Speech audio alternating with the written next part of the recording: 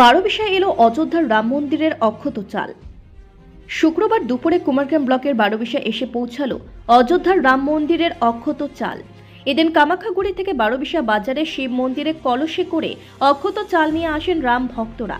মন্দিরের ভেতরেই ওই চাল রাখা হয়েছে। এদিনের ওই কর্মসূচিতে বারোবিশা ও আশেপাশের এলাকার রাম ভক্তরা উপস্থিত ছিলেন। জানা গিয়েছে, এদিন প্রথমে অক্ষত চাল নিয়ে কামাখ্যাগুড়িতে শোভাযাত্রা করা হয়। এরপর অক্ষত চালের 3টি কলস নিয়ে আসা হয় বারোবিশায়। রাম ভক্তদের তরফে রাজা সাহা বলেন, আগামী 22শে জানুয়ারি অযোধ্যায় রাম মন্দিরের উদ্বোধন হবে, যা কিনা আমাদের সকলের গর্বের বিষয়। অযোধ্যার রাম মন্দির থেকে কলসে করে অক্ষত চাল বা প্রসাদ বারোবিশায় আনা হয়। সেগুলি এলাকার বাড়ি বাড়ি পৌঁছে দেওয়া হবে। আজকে কি কর্মসূচি হলো এখানে? এখানে আমরা জানি 492 বছরের যে আমাদের দীর্ঘ আন্দোলন, আমাদের পূর্বপুরুষের, সেই আন্দোলনের আজকে একটা আমরা 22 তারিখে যে আমাদের রাম মন্দির আমরা স্থাপন করতে চলছি, রাম মন্দিরের উদ্বোধন করতে চলছি, সেই উপলক্ষে অযোধ্যা থেকে অক্ষত চাল এসছে।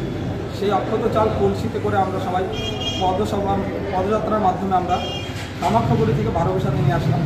কামাখ্যাগুড়িতে একটা পদযাত্রা হয়েছে শিব মন্দির থেকে আপনার বজরঙ্গলী মন্দির পর্যন্ত, হনুমান মন্দির পর্যন্ত। তারপর ওখান থেকে আমরা বারোবিশাতে নিয়ে আসলাম এবং মন্দিরে সেটাকে স্থাপন করলাম। আচ্ছা, তো রাম মন্দির উদ্বোধনের আগে এই যে কর্মসূচি কেমন সাড়া পেলেন? প্রচুর, মানে কি বলবো, এটা মানে প্রতিটা ঘরের থেকে হিন্দু সনাতনী প্রত্যেকের এটা একটা বিশাল বড় পাওয়া। আমাদের প্রত্যেকের এটা পরম প্রাপ্তি, যে আমাদের পরম সৌভাগ্য বলতে পারি যে আমরা এই সুযোগ পেয়েছি যে রাম মন্দিরের উদ্বোধন আমরা দেখতে পাবো, রাম মন্দিরের কাজে আমরা নিজেদের হাত লাগাতে পারবো। আর প্রত্যেকের প্রচুর উৎসাহ, প্রত্যেকটা লোকের, আমরা এখানে এসেছি প্রত্যেকটা লোকের আমাদেরকে অভিবাদন জানিয়েছে, আমাদেরকে অভিনন্দন জানিয়েছে। প্রত্যেকে আমাদের সাথে একই সাথে পদযাত্রায় সামিল হয়েছে। এতেই বোঝা যায় প্রত্যেকে খুবই খুশি এবং গর্বিত অনুভব করছে একজন হিন্দু হিসাবে। সে চাল আপনারা কি বাড়ি বাড়ি পৌঁছতে?